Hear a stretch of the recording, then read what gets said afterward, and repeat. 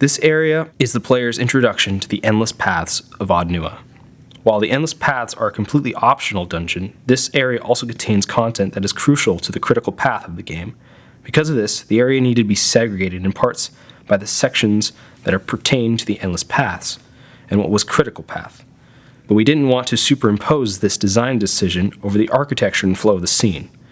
This was accomplished by introducing tougher encounters if the player were to stray from the beaten path leading to the Old Watcher's Chamber. This would telegraph to the player that further dangers lie ahead, ultimately leading them onto the Endless Paths of Odd Nua. Level 2 was the pseudo-vertical slice of Odd Nua. It was the first level where an excessive amount of effort and polish was pushed into it, for both art and area design, and contained a lot of major elements we wanted as recurring experiences through the Endless Paths. Among those major elements were a mix of both challenging and rewarding combat for all difficulties, an interesting interaction with the environment, or an engaging visual set piece, ties to the narrative of the Endless Paths as a whole, and a set of creatures that match and support the structure of the area. A lot of Odd Nua had to reuse the assets we had from earlier areas in development. Level 3 of the Endless Paths took heavy influences from the catacombs underneath Copper Lane. You'll see that Level 4 takes a good amount of influence from that too.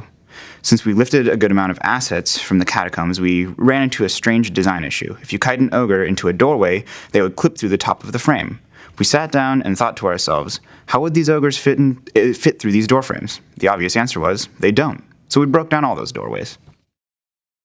There were originally more points like the Blood Pit in Level 2, points where you could quickly descend through the levels of Odd Nua. This level was going to have a rickety bridge that would collapse underneath you. While it was collapsing, a scripted interaction would play, and if you were quick enough, you could leap to the other side of the bridge safely. Unfortunately, these kinds of things bring a slew of design issues with them. In a 15-level dungeon, you want every level to feel necessary. The easiest design practice is to have one level lead directly to another and make the player explore through that level. When you start allowing the player to skip levels, it makes it much more difficult to justify why they should explore the levels that they had previously skipped. In addition, destroying the bridge would mean that we'd have to make a large change to the environment, which are difficult to pull off in these kinds of scenes. That's why you see most of it only done at the Stronghold. For this level, we tried something a little different than how we created the rest of the Endless Paths. This map was made in tandem with another map, the old Wodokan Ruins underneath First Fires. The two maps were created from a common template and eventually were split. As production continued, the maps became more and more distinct from each other. While this practice did prove very helpful and allowed us to make a larger map than we had first budgeted, it was a practice that was best used with caution. If overused, some areas could feel way too similar when they weren't meant to be. And we ended up only using these for house interiors and this one dungeon occasion. This was one of the few levels I was able to guide from start to finish. The original inspiration for the layout was conceived after a long weekend of playing Icewind Dale. A lot of the dungeons have a variety of paths to go down and search around. Originally, we tried to set up a design with a hub room and a variety of paths. However, the sizes for our maps didn't permit a lot of negative space, and designers had to try and pack as much usable space as they could contain in areas. This eventually led to the change after change until the area focused around a large and open center area with the pathways shortened. This level went through one of the larger visual changes in all the maps of Odd Nua. Originally, this was going to be a forge that took Odd Nua's most loyal and turned them into Audra Animats, a la Clayban Rulig. When we returned to Odd Nua, after a long hiatus, we found that a lot of the Ingwithan levels felt a little too similar and lacked distinguishing landmarks. We took back to the drawing board for these levels and reconstructed some of their layouts. Since the bestiary was more fleshed out at this time and more of the creatures had been added to the in-game assets, we tried making some of the levels focused on specific, unexplored enemy types and combinations. The following levels then became the focus of terrible and horrific experiments in search for a way to understand souls. Blights were our first target, and since there were a large range of both type, being flame, earth, wind, and rain, and size, being lesser, normal, or greater, they could populate an entire map and still have plenty of counter combinations to feel fresh. This level of experiments focused on vampires. Widely underused in the game at the time, just like blights, we wanted to try and showcase this undead creature. Unlike the blights on the previous level, vampires weren't terribly enjoyable to fight in large quantities. The ability to dominate an enemy is a powerful one, and there aren't many classes that allow you to break characters out of domination. So instead of handfuls of vampires, we decided to make a small community of them, backed by their skeletal savant servants. Vampires also gave us another interesting narrative feature to toy with, being able to speak with an Engwithan. The original design of this area is drastically different than what eventually made it into the game. We planned on having the area be quite open, with a large variety of paths to take.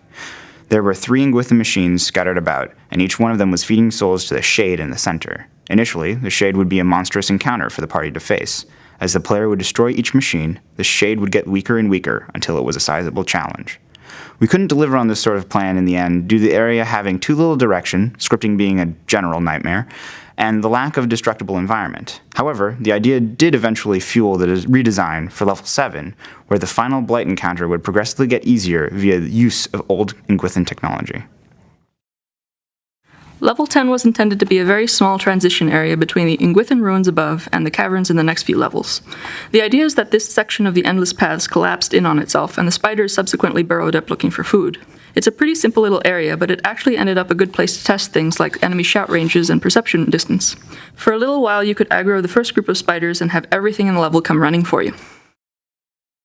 We called this one the fungus floor for obvious reasons. It was basically intended to break up the architecture of the dungeon a little. I'm sure the artists got tired of us continuously asking for more mushrooms and plants. It was more or less immediately suggested by everyone who read the initial design doc that we place a giant Dagspawn here, feeding on the still living bodies of unfortunate adventurers, so that ended up the obvious choice for a final encounter. Another cavern level before things swing back around to Engwithan architecture. This level originally had more vertical movement, but we quickly found that however cool it might sound, that sort of thing doesn't tend to read well at this camera angle. When this area was being blocked out, there really wasn't much decided about the Vithrek, past what was in the brief blurb in the bestiary. So when the decision was made to include a couple of quests in the Odd Nua levels, it seemed like the Vithrek might be an interesting choice for potential quest givers. There were a lot of emails sent around with nonsense names before I settled on things like Stravek Narith. This place used to be a labyrinth, lots of windy corridors and rooms. I think we halved the rooms in the end, and I'm sure the art department was happier for it. The puzzle concerning the passphrase for the talking door originally incorporated some of the smaller Engwithan machines, and powering up the floor again with soul energy. There was a lot of back and forth for a time as to whether the player character could understand Engwithan, or whether Engwithan writing, or rather parchment, would have survived at all. And we were constantly changing up where and how the player would pick up clues. Like the layout, it ended up unnecessarily complicated, and the limited props on hand ultimately meant that we had to pare all that down into the current design. This is the final resting place of Odd Nua, and as such it was internally referred to as the tomb level, though in the fiction of the game it would have been a staging area for the construction going on below. Originally, Odd Nua's corpse was literally a skeleton sort of draped over a central crystal, like the Engwithan mob had spitted him on one of the pointy ends. We wanted to jazz that up a little once we had time to revisit these renders, and it was changed to the ominous silhouette encased in Adra. The idea was that in a final defiant gesture, Odd Nua took his own life through a spell that simultaneously thwarted any efforts to parade his corpse around in triumph or anything like that. It wasn't easy to find a way to place 2 giant legs in this scene without obscuring everything else. There wasn't a statue prop when the area was being blocked out, so for a long time it was represented by one of the human NPC models we use for scale, and the statue had these giant bright red shoes. Apart from that, the bigger concern was obviously to create a suitable arena for the battle with the dragon, and ensure that there wasn't anywhere it couldn't follow you on the map. We didn't have the Adra Dragon model at the time either, so the part was played by a scaled-up Drake. At one point the fight was going to happen in knee-deep water, but in the end it just didn't look as cool as it sounded, and we decided that it was more trouble than it was really worth. Black Meadow originally started out as more meadow and less black, but with more dragon skeletons. It was also much easier to get lost in since everything looked the same. This was also one of the earliest wilderness areas in the game to get made, so things were still being figured out at the time. Thankfully, there was plenty of time for revisions and some actual black was added to Black Meadow. I also added some Burned Lady mushrooms to the burned-looking area because really, who wouldn't? The Bridge District was pretty straightforward and simple. Just create a cool and impressive-looking entrance to Defiance Bay. It also serves as a nice transition between all that wilderness and a bustling city. Originally, the Hollow Revealed Mysteries was going to be off-limits to the player unless they had a special token that gave them access. This added an extra level of complication to the hall since there were other quests that required the player to get inside. So we ultimately decided to drop the whole token thing and only keep a certain area of the hall locked away. I actually watched through all of the guild before working on this inn. I wanted to make sure it had enough of the right elements to represent its backer. When I got to the episode with the Highlander painting, I knew it had to be in the inn somewhere. The table locations with the banners next to them are also a nod to the episode where the Knights of Good are sent to the back of the line outside of a game store. In this inn, they get the table in the back as represented by their banner on the wall. Since this inn belongs to a world traveler, we made sure to decorate it with items from all of the different regions of the game. This included the stuffed Stelgar in the corner that we lovingly named Duke Bitey von Levi. Sadly, the Duke's name did not make it into the final game, but he lives on in our hearts. The Wailing Banshee was originally just going to be an old wizard tower from an Ingwithan area of the game. The guys from Game Banshee asked to have their inn be inhabited by an actual banshee that had to be cleared out before their inn could be used. So we changed the wizard tower to a lighthouse and put it in Andra's Gift since they wanted it to be a rundown building. Added some ethereal enemies, some spooky sounds and music, one banshee at the top, and bam, you get the Wailing Banshee. Madhammer Bridge is essentially the main road into Defiance Bay, or at least it was. The quest you find near the bridge was meant to reflect the locals attempting to find a solution to the bridge suddenly being gone, instead of taking the extra time to go around to the other entrance. Pearlwood Bluff originally had a small task involving a shade feeding off on Delumgon, but it was ultimately cut because we didn't have time to get everything for it finished. The bluff was then repurposed for one of the bounty hunting quests instead. The original layout for the Charred Barrel had a central courtyard with garden. Unfortunately, the exterior of the building didn't match, and we didn't have time to make changes, so we had to remove the courtyard and make the building smaller. Being located in the rich part of town, the inn is much more upscale than any of the others in the game. The Salty Mast went through quite a few revisions during development. Originally, it was named the School and had a fighting pit. This was removed in favor of a second floor and more space for the brothel workers. We also made sure that there were many flavors and varieties of brothel workers to choose from. I also made sure you get bonuses depending on whose services you choose to partake of, and I added some other extras regarding the brothel workers that the player should enjoy. Overall, I probably spent way too much extra time working on the Salty Mast. The thing about Wood End Plains is that it needed to be plains, but it couldn't just be some big open space because then you just get lost. It would also look bad, so we put in a lot of small obstacles and terrain changes to break up the space. The rock walls and fencing areas were put in to give some directionality to where the player could and couldn't go, and cliffs and plateaus were added to show elevation changes since rolling hills don't really show up very well in isometric perspective. The exterior of Copper Lane was drastically revised quite some time after its initial creation. At first, it was just a bunch of buildings and endless cobblestone streets. It was pretty hard to tell where you were since everything looked samey and boring. Fortunately, we knew everything looked better with water, so time was made in the schedule and the canals were added. Every major city always has a seedy part of town, and so welcome to Andra's Gift. For whatever reason, players always demand that there be a brothel, so we have one of those, the Salty Mast. Bobbly Null is a bad, bad man. Caring for mentally ill citizens is pretty primitive in this era of Pillars of Eternity, hence the dungeon-like conditions the patients are living in. Nobody really expects the patients to be cured. This is just a place to hide them away and forget about them.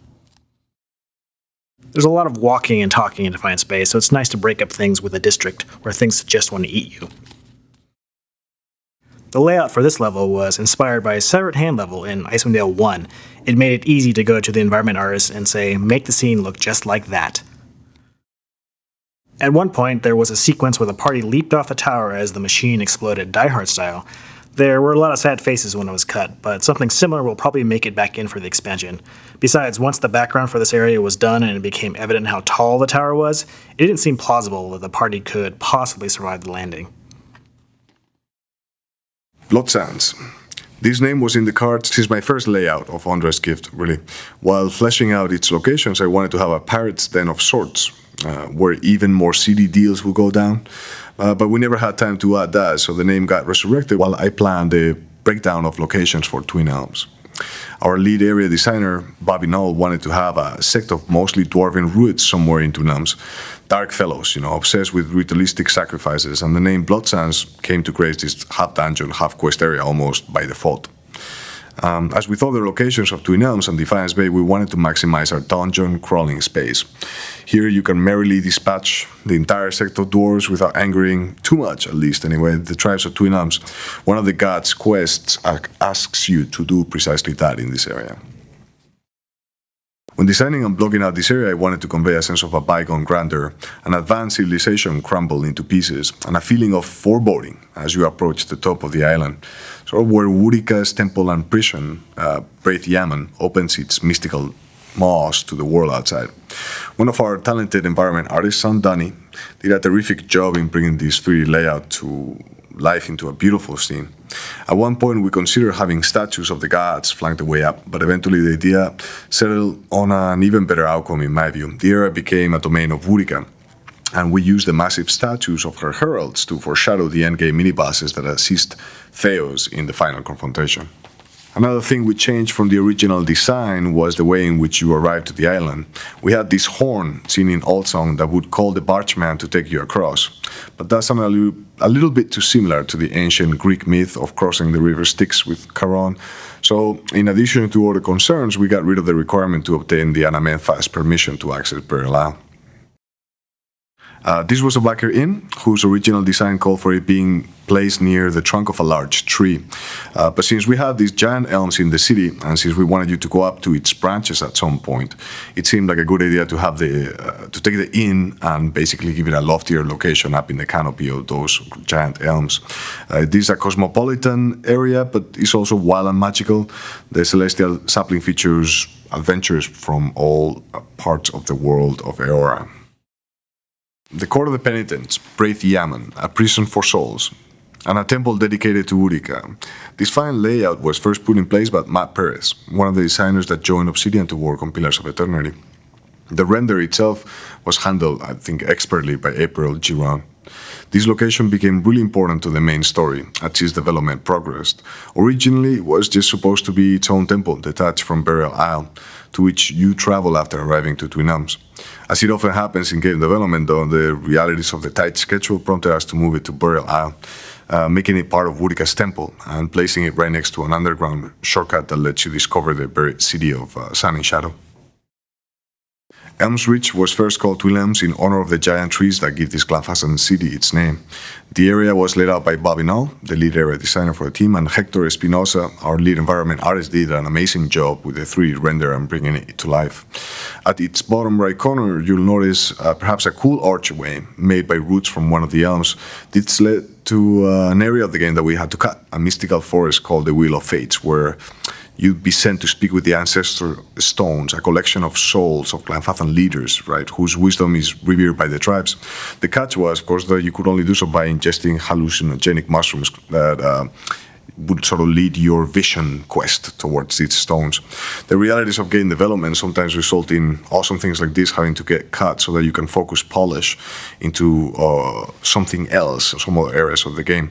The lesson for aspiring designers is structure areas and stories and quests in a modular way so that you can, if need be, take things out without affecting other aspects of the game.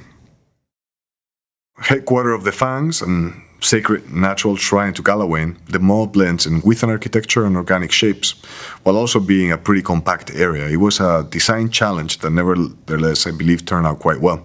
In general, the more you mix different styles of space and gameplay, the more difficult it will be to keep everything feeling of a piece. Keep it simple is definitely a good advice that applies well to game design. This beautiful render was the work of Holly Prado, and it really brought the mystical and natural side of this area into focus. It's usually best to leave the beginning of the game for last. So this area was designed in the advanced stages of development. The idea here was to convey a rundown, bleak farmer's town that suffers from the iron rule of a local warlord. Redrick is the name, whose hall lies nearby, and it's also its own adventure area. Here in Gilded Vale, it was important to give a glimpse of how bad things really were in this world right away. So I made sure to design the layout in such a way that the tree with the hanging bodies became one of the first things to appear in view when you first arrived to town. Another important buildings to introduce you included an inn, because you need an inn somewhere at the start of an RPG, that's just expected.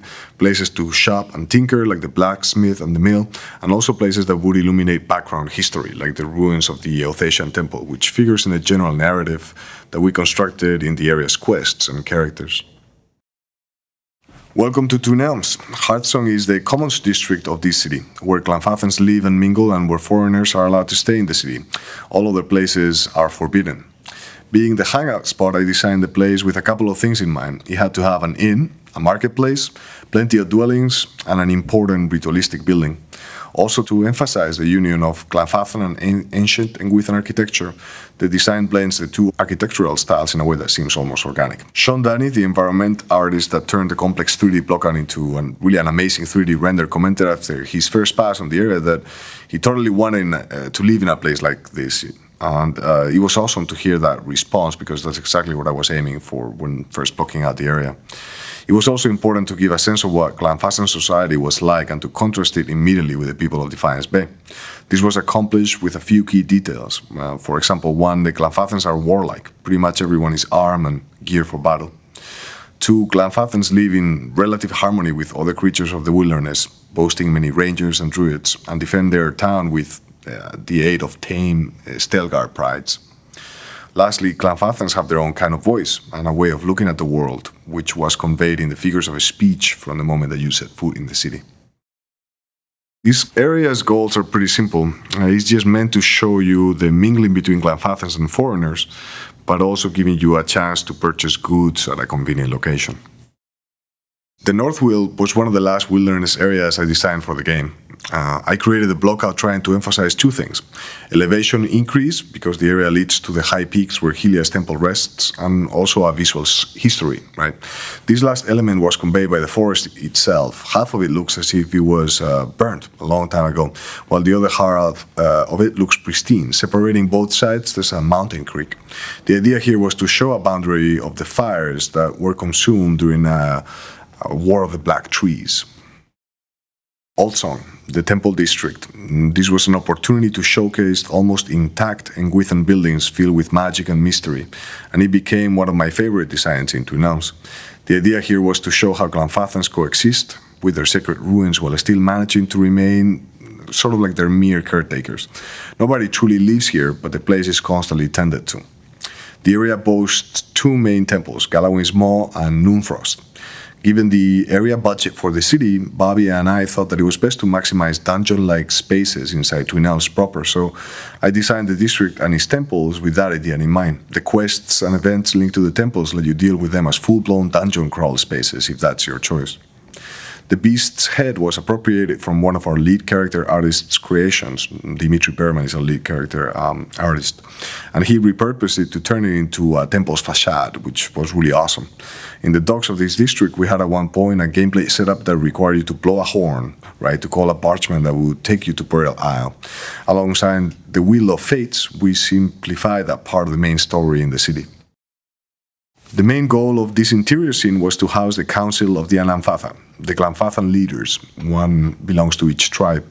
It's a ceremonial building where people from the 6 tribes pay homage to their own kin, and also where matters of the Glenfathan state get decided by the council.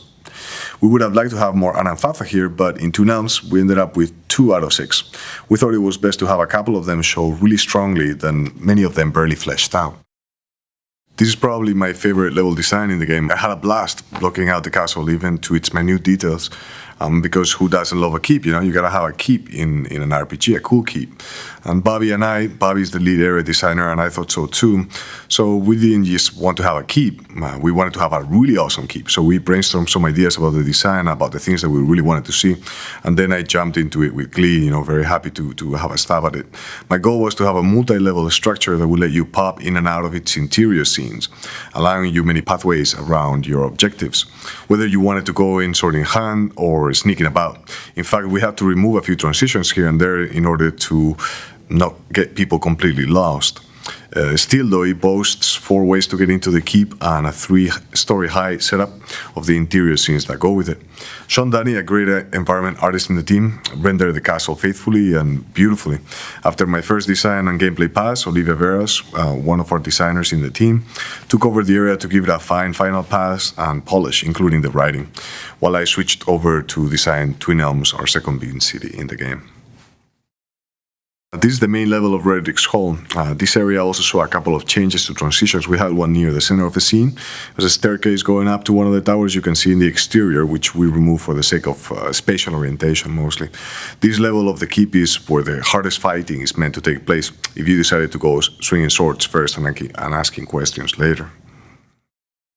The top level of the keep, it's meant to give you a side way into Redrick if you help a discontent priest who lives up here, and if you manage to sneak your way in while disguised as one of his order. Dungeons, more dungeons here. The keep have to have some dungeons, so it seemed like a fitting area to give you another side way to reach Redrick.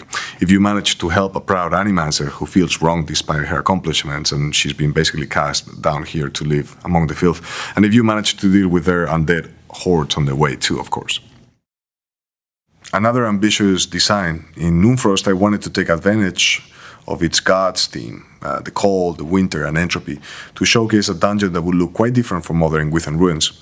After building its 3D layout, I passed this to Holly Prado, another of our environment artists who did a great job rendering the area with cool details. Then April Giron and John Lewis, one of our FX artists, did a pass on it to really make the area shine. The greatest design challenge here was having 3 distinct gameplay approaches. You have combat, stealth, and dialogue, paired with a population in this dungeon that may be hostile or peaceful to you depending on your choices. But it also is at the same time supporting 2 quests whose steps can be completed in many different ways.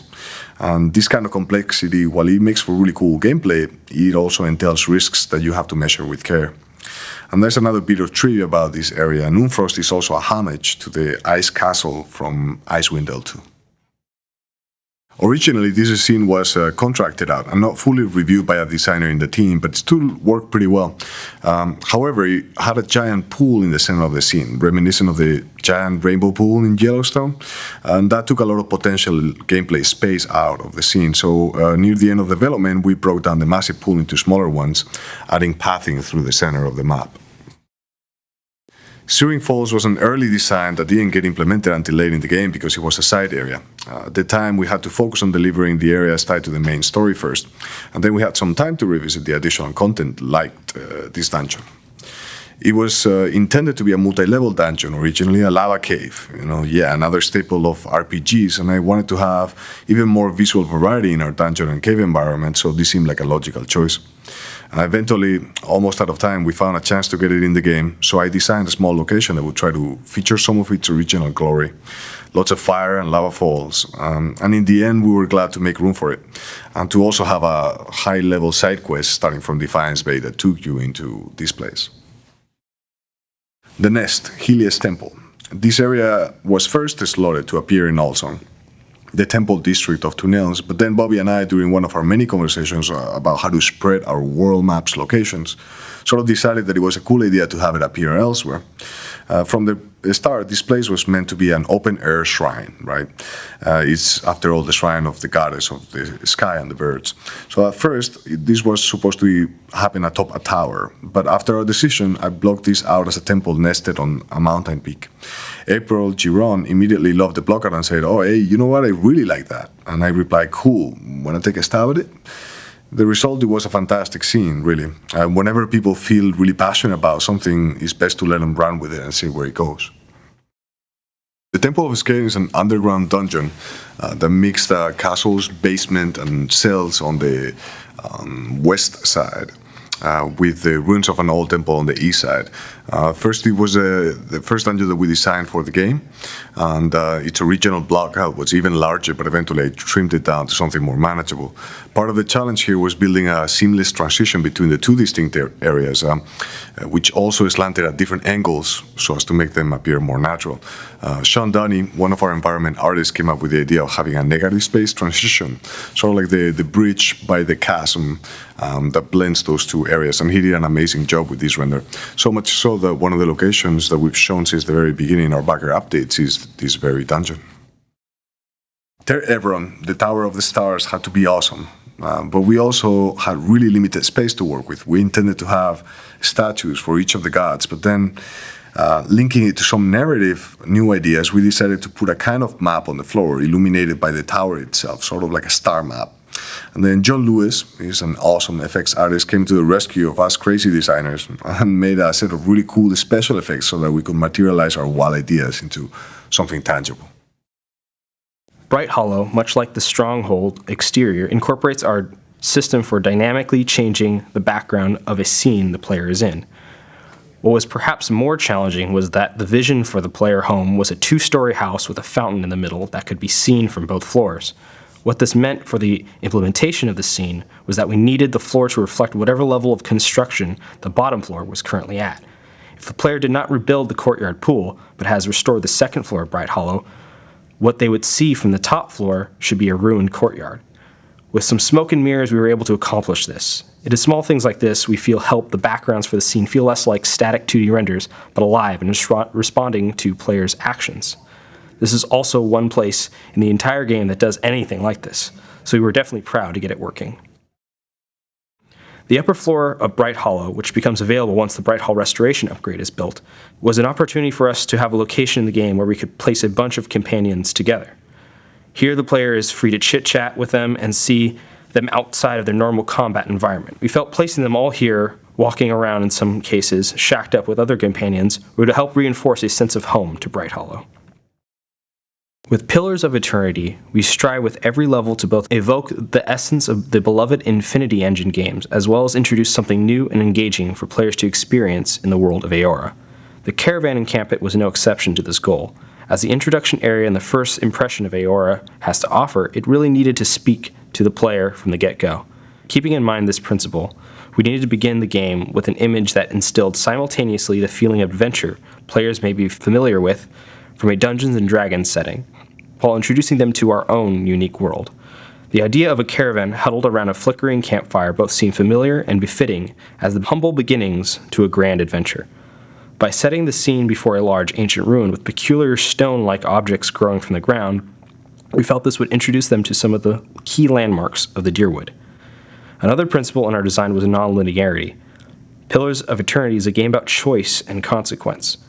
We didn't want our introduction to feel like an entirely guided experience, so we opted to keep the flow of the level pretty open to exploration.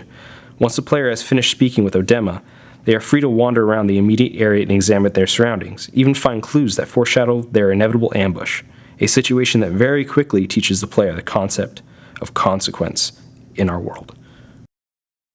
This level was actually a fairly late addition to the overall dungeon of Clayban Rillig. What was once a 2-level dungeon with a cave at the bottom floor has now changed to a 2-level dungeon with a large upper floor and a smaller lower floor. What was particularly challenging was returning to this dungeon and coming up with a way of repurposing one of the floors and creating a wholly new level from scratch, all the while keeping a uniform design throughout. The motivation behind this choice was to make our dungeons feel more sprawling and cavernous. After making dungeon after dungeon, we began to learn how valuable the use of negative space was. Rather than sticking to a particular dimension and cramming as many rooms and corridors as possible into the design, we could make the dimensions much larger and use negative space to break up the rooms. The result is a dungeon that feels large but takes up as much art resources as a level half its size. This level used to be actually the top floor of the dungeon, but we opted to go with a large first floor that was largely overgrown. We had the challenge of moving this area to the lower floor. Since we needed a giant soul machine added to the dungeon and didn't want to change much of the art already in this scene, we decided to go with a down and up flow of the level. That is to say, the player must go down and then back up to access another part of the dungeon.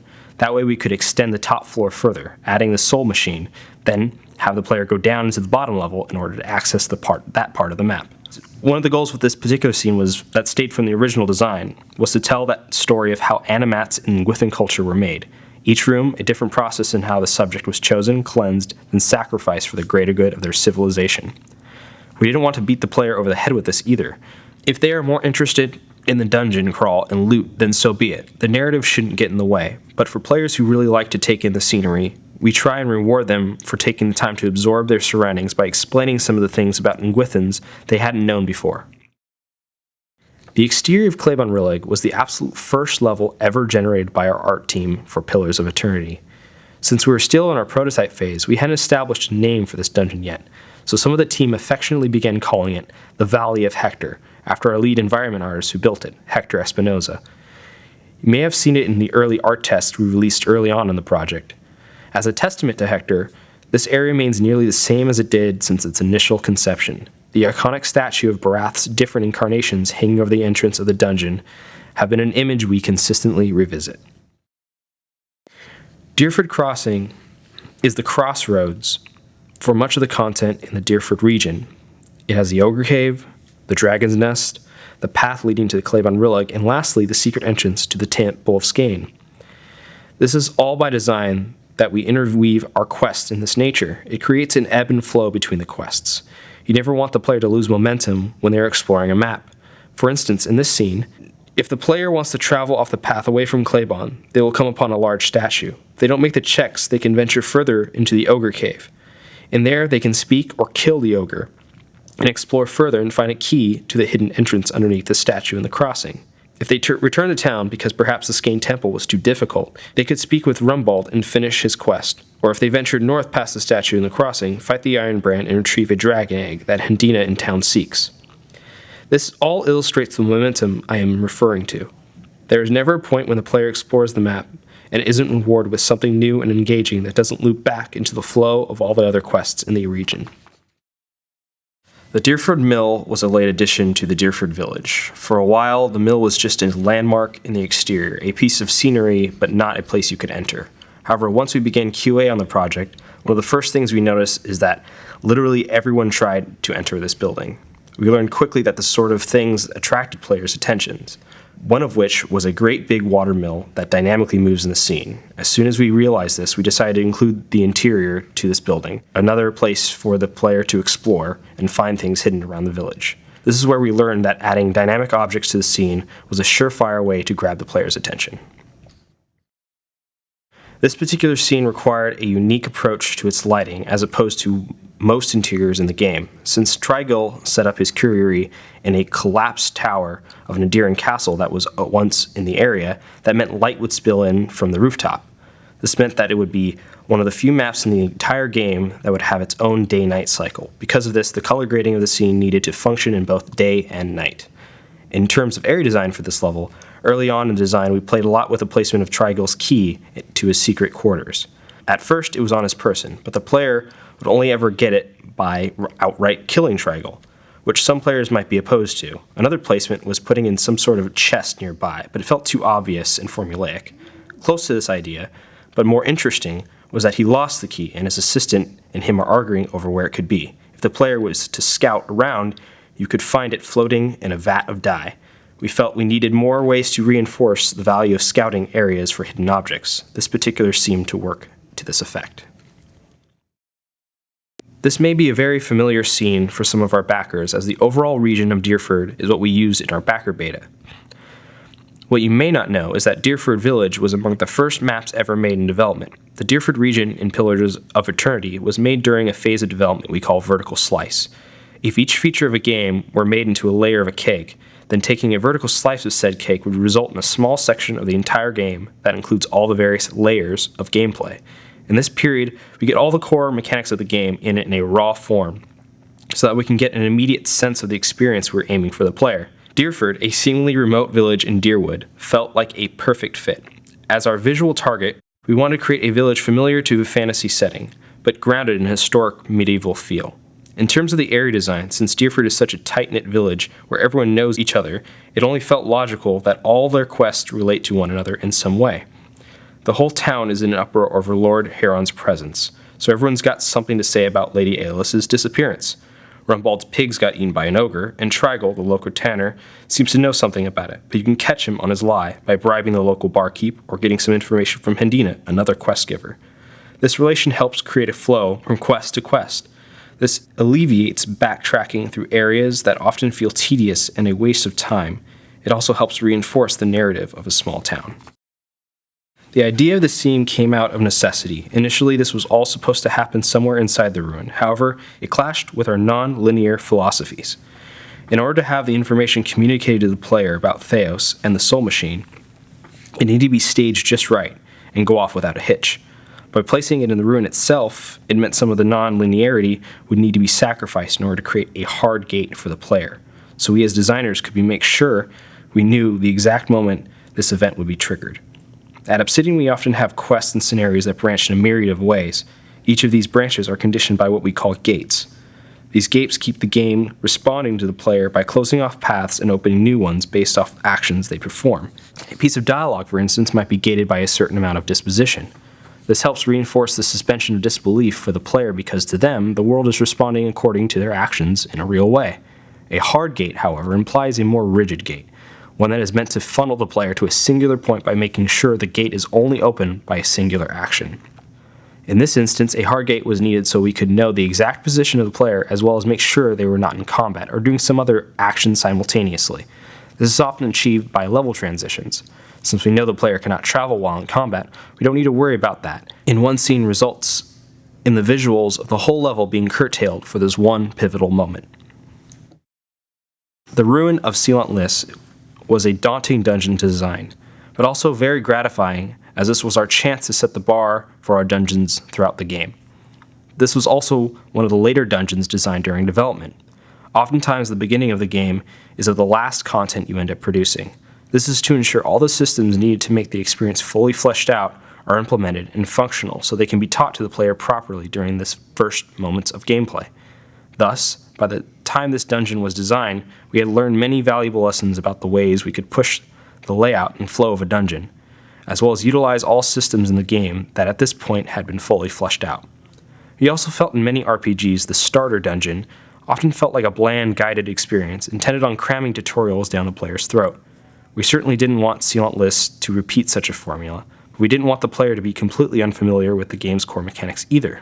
That being said, we opted to have a very open-ended experience for the player. Each route the player takes in the dungeon will introduce them to yet another mechanic or feature in this game, whether it be detecting traps, scouting, or the use of scripted interactions, but neither is dependent on the other. The player has a choice here to choose their playstyle and be rewarded for it.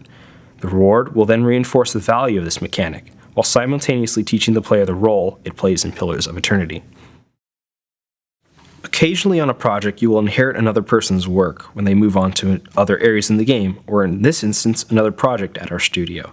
This level was initially designed by Constant Ga, a veteran designer here at Obsidian, and it shows in the level's unique design and look. However, his skills were needed elsewhere, and his area was handed down to me. A daunting task to fill the shoes of another designer, but it is gratifying to learn and improve based off an existing design. A lot of what makes this dungeon unique, apart from its layout, is the use of narrative that is interwoven into the design of the area. The dungeon as a whole serves one purpose: to craft a powerful, unique weapon fused by the player's choices. It is literally one giant puzzle. However, this is an aspect that lies underneath the direct goal of the level, which is to find ancient bronze weapons for the dozens. Marrying the two cohesively was a challenge, but we managed to accomplish this by the characterization of Avithrak Nridik, whom you encounter here. He is trying to understand the power of this place and hopefully take it back to his people as a powerful boon. That is if the player has anything to say about it. In many RPGs, retraversal can often be a chore, but unfortunately it is often a necessity as areas must be economized and sometimes you will need to travel back through a wilderness or two to reach further areas within the game. In order to keep the player's interest piqued in exploring, even through areas they previously existed, we try to throw extra content at them they might not have noticed the first time around. One such area is the second level of this dungeon. Chances are the player made their way through this area before the flooding had stopped in Stormwell Gorge. If they were to travel back into this dungeon, they will discover previously flooded floor is now available. Here the player can find some valuable loot, and if they happen to be on a bounty, discover a powerful troll awaiting in the murky depths. Korgrak's Lair was another level during the vertical slice phase of development. This scene was made to evoke the familiar but always fun scenario you might find in a Dungeons & Dragons campaign. There's an ogre bothering a local town. Go find his dark, foreboding cave and kill him. However, with Pillars, we always like to subvert the player's expectations where we can. In this instance, you have the trappings of your typical ogre lair, fit with piles of bones and the smell of death, but once you actually encounter Korgrak, you quickly learn he's not some dumb creature. He is rather perceptive of your intentions, and has his own motivations for stealing Rimbald's pigs. Like many of the creatures in our game, we try to put a different spin on the typical fantasy characterization. Ogres in Eora are intelligent creatures, that through their own paranoia of others, especially their own kind, live lives of solitude and are prone to agitation and outbursts of anger.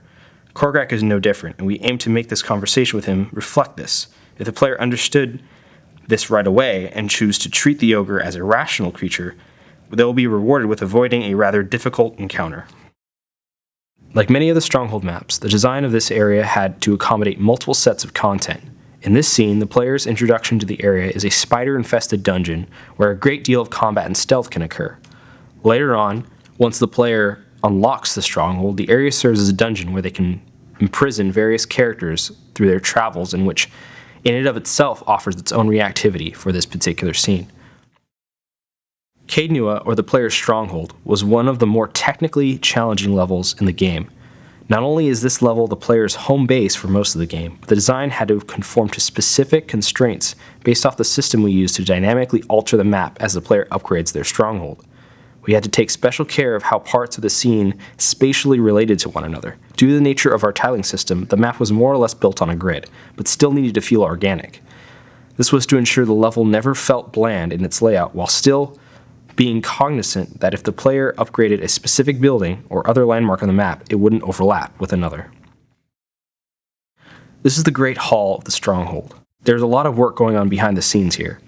Much like the exterior of the stronghold, all the content of this area had to serve multiple purposes and be conditionalized by various stages this area can be experienced in. When the player enters this scene, it is supposed to look like it is in complete shambles and haunted.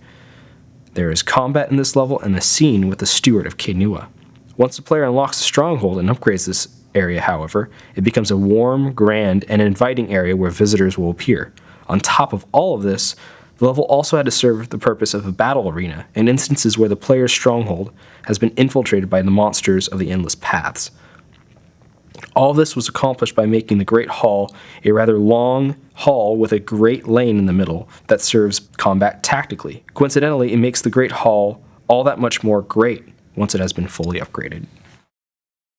The Stronghold library existed for a while in the design of the Stronghold. Initially, it granted a player intellect and lore bonus upon resting at the Stronghold. However, once we began getting more and more lore books added to the game, we thought it'd be a great idea if this could be a place where they could be stored once the player had found them in the world. The Temple of Barath went through a number of changes in development, in part because our artists became more comfortable with our pipeline and could push art in various ways. But we also quickly learned about some of our limitations. Windows, for instance, became a contentious point in most maps. Since the game incorporates a day-night cycle, we either needed to reflect the time of day outside the window somehow or obscure them. We learned this lesson later on, that dynamic objects and scenes can enhance, but the more reliance we had on them, the less the painterly feel we had for our scenes. So for the instance of the windows, we felt obscuring them where we could help. So drapes were added later on in the scene, which overall give the room more of a moody vibe. The Valewood is the first wilderness the player is introduced to in the game. Like any Infinity Engine wilderness, these areas are rife with dangers, treasures tucked away in nooks and crannies, as well as your fair share of characters with tasks or quests of their own. A lot of what we wanted to do with this wilderness was lead the player towards the Gilded Vale, using the characters they meet along the way. By giving the player the option to get involved with either the bandit camp or Naunton down near the south end of the map, it gives the player the impetus to explore the Gilded Vale once they arrive, now that they have acquired a few tasks to investigate. We also wanted to, again, reinforce the non-linearity of the game by putting those encounters off the beaten path, more or less. That way, if the player wanted to beeline straight for the Gilded Vale and happened to miss these NPCs, they could get leads about them in town and come back to the wilderness later. Unslug's Compass was fun to design, even just in terms of it being so different from all the other areas we were working on at the time. The name was an effort at the kind of goofy names that landmarks tend to pick up, and it ended up causing everyone on the team a ton of trouble to remember. Environment Art did a great job with the render, and then the effects guys came in and really just made the place come to life. Once the waves were in, I tentatively asked for floating seaweed, thinking that it would never happen, and they got that working too. It was one of the first proof-of-concept areas for more involved effects work, and once people saw the results, it kicked off a bunch of cool ideas in other areas. Tuatano the Smith is supposed to be in pretty good with Lord Raedric, which hopefully explains why his shop is gigantic. I think at the time, whenever we got leave to design a new area, we tended to want to use as much of the allotted space as possible. At one point, the bellows in here were hilariously oversized, even for an Amawa.